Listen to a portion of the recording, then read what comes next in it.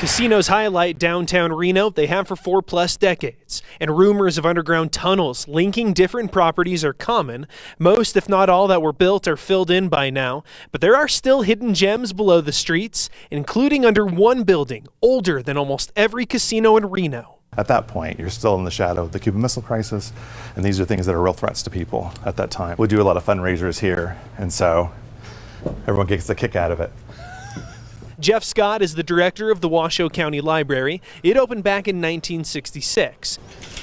And the bomb shelter dug out underneath was common for the time. It's a bit of a step going over here, so once you get over that, that's a little easier. But crawling into it is anything but. At the first sight, the absolute essentials, apparently, to survival. Drums for water, hard candy, other equipment with instructions on how to operate all the material. Our librarian, Mark TR, has actually tried it, and it is terrible, so. And we're still not all the way into the shelter. We follow Jeff down a staircase where it gets dark and quick. Usually we have people go in, we'll put them on the headlamps so they can kind of see. And this goes around the corner, and there's two over there. When you get into the further one, then you can stand up all the way. But as you can see, I'm 6'2", and it's not that comfortable. All right, well, I'm 6'3", so shouldn't be any easier. After crawling and then walking through each series of tunnels, we reach the end. And if you're seeking shelter underneath the library, don't expect much comfort or luxury. This is the very end. This is actually connected to the ventilation system. So when you look up here, you can see all the way up to the 4th floor of the building.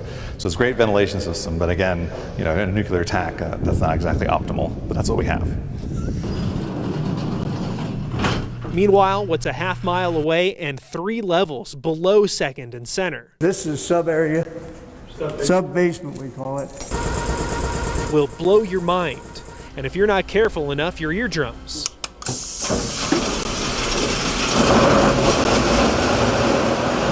We had to cut a hole to get it down through here.